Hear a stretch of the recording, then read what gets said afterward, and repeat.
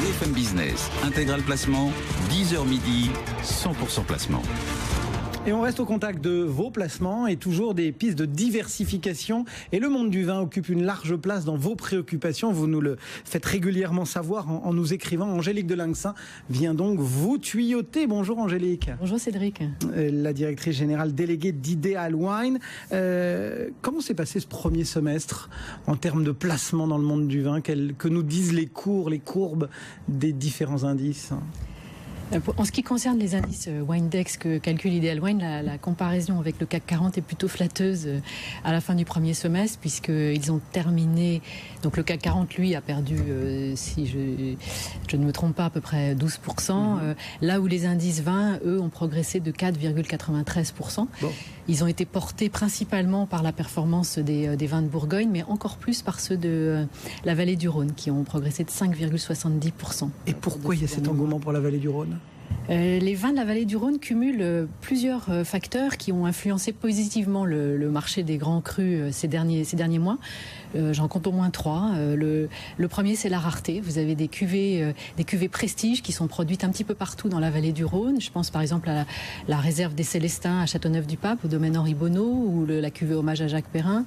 Bien sûr, les côtes rôties turques, Landon, Moulines de la maison Guigal, ou encore la cuvée Catelin de Chaves, qui sont des vins extrêmement recherchés. Deuxième facteur, la mondialisation de la demande conjuguée à une accélération de l'information. Les vins de la vallée du Rhône ont été, je pense que les producteurs peuvent ériger une statue à Robert Parker qui a contribué à les faire connaître auprès du marché américain. Et aujourd'hui, par le jeu de la circulation très rapide de l'information, notamment via les réseaux sociaux, c'est le monde entier qui s'y intéresse. Et puis le troisième facteur, c'est la légende. Vous avez des domaines qui ont aujourd'hui complètement disparu parce que les producteurs n'avaient pas de successeurs, les domaines ont été démembrés ou revendus. Et vous avez par exemple à Côte-Rôtie les vins du domaine Jantas d'Hervieux, ou à Cornas les vins du domaine Verset, qui sont extrêmement recherchés parce qu'ils sont quasiment introuvables aujourd'hui. Vous venez chez Ideal Wine de publier un palmarès des belles enchères. Quels sont ceux justement qui ont fait briller les ventes, etc. Il y a justement des Rhônes. Alors le premier du classement, c'est effectivement un vin de la vallée du Rhône, c'est un Hermitage La Chapelle 1961. Donc ça, c'est vraiment une des bouteilles du siècle que tout grand amateur peut rêver de mettre dans sa cave. Alors celle-ci en plus était dotée d'un pédigré sympathique, puisqu'elle a été repassée par le domaine, elle avait été reconditionnée, réétiquetée, elle avait son petit certificat d'authenticité, et donc elle s'est vendue pour 13 320 €.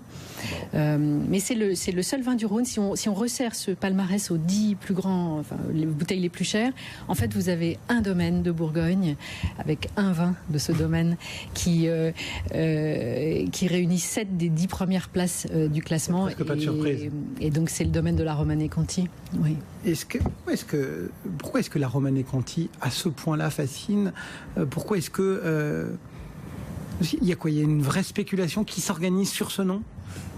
Alors le terme de spéculation est un terme qu'on n'aime pas beaucoup, même si on est tous issus du monde boursier. Et je peux vous dire que le propriétaire de la Romanée Conti, Aubert de Vilaine, pousse des hurlements à l'idée même de l'évocation de ce mot. Mais en fait, on est en face d'une absolue rareté. Imaginez bien que la Romanée Conti, le grand cru de la Romanée Conti lui-même, n'est produit qu'à 4 000, 5 000, peut-être 6 000 bouteilles dans les années les plus généreuses. Si on compare ça avec les quelques centaines de milliers de bouteilles que certains grands domaines du Médoc peuvent produire, on est vraiment dans quelque chose qui est absolument de l'ordre de l'introuvable. Comment est-ce qu'on explique justement les questions de marché, d'allocation? Est-ce que tout ça justement va ensemble, va de pair, ou est-ce que il y a une lutte entre le principe de l'allocation et la libre concurrence du marché? Alors vous avez sans doute lu le livre de Jean Tirole, son dernier ouvrage sur l'économie du bien commun, dans lequel il consacre un chapitre très intéressant à la gestion des biens rares. Et il explique d'ailleurs les dangers et les risques que peuvent comporter le fait de fixer arbitrairement un prix qui sera volontairement plus bas que celui qui résulterait de l'offre et de la demande. Et notamment, un des dangers qu'il pointe, c'est que, in fine, compte tenu des distorsions qui vont apparaître, ou des risques de corruption, ou des phénomènes qui vont se passer, in fine, les vins ne soient pas attribués à ceux à qui, initialement, le producteur aurait voulu le donner. Et ça, c'est quelque chose qu'on peut tout à fait appliquer à un domaine comme celui de la Romanée Conti. Maintenant, la spéculation elle-même, moi je voudrais juste vous expliquer comment ça se passe un petit peu sur ce marché des enchères, en vous donnant un exemple qui relève d'une expérience personnelle, puisque je suis allée à ce domaine il y a quelques années. Aubert de Vilaine m'a fait déguster un des vins du domaine dans mon année de naissance, un Richebourg, donc forcément un souvenir assez exceptionnel. Donc si un jour, imaginez que je vois passer cette bouteille dans les ventes aux enchères, il peut me prendre l'envie de faire une petite folie pour revivre ce souvenir, vibrer à nouveau à l'évocation de ce moment vraiment rare. Et alors imaginez que dans le même temps, un amateur quelque part dans le monde, nous on a plus de 50 pays qui enchérissent sur notre site, donc un amateur né la même année que moi, et il en reste encore quelques-uns, se disent je n'ai jamais goûté ce vin, j'ai pas eu la chance de vivre cette expérience, je voudrais moi aussi construire mon histoire avec ce vin.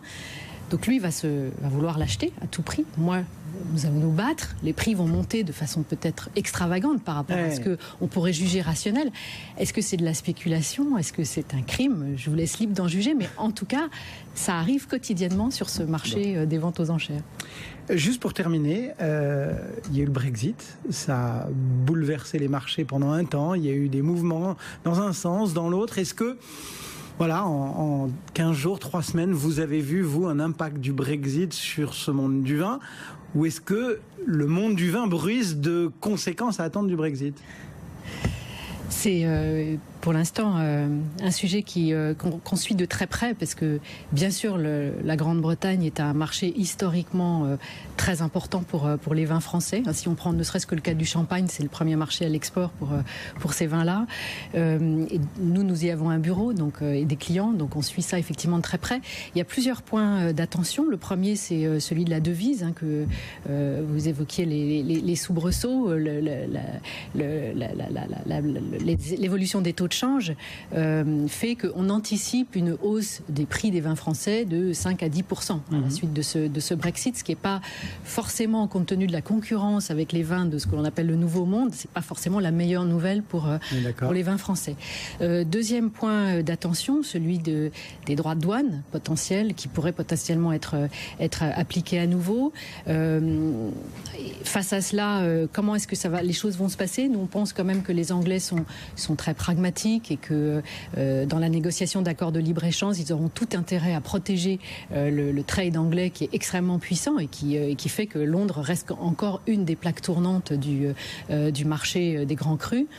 Le dernier point, il est peut-être plus psychanalytique, c'est ce rejet de l'Europe et donc le rejet de la France aussi. Est-ce que ça va avoir une incidence sur l'attractivité des vins français sur ce marché? Boire moins de... Je pense que quand même le pragmatisme à nouveau va l'emporter, et je pense à cette phrase de Churchill qui pendant la Seconde Guerre mondiale disait à ses troupes: souvenez-vous bien, nous ne nous battons pas pour la France, nous nous battons pour le champagne. Voilà. Angélique Delinxin donc pour Ideal Wine. Merci Angélique, on se retrouve à la rentrée. Avec joie.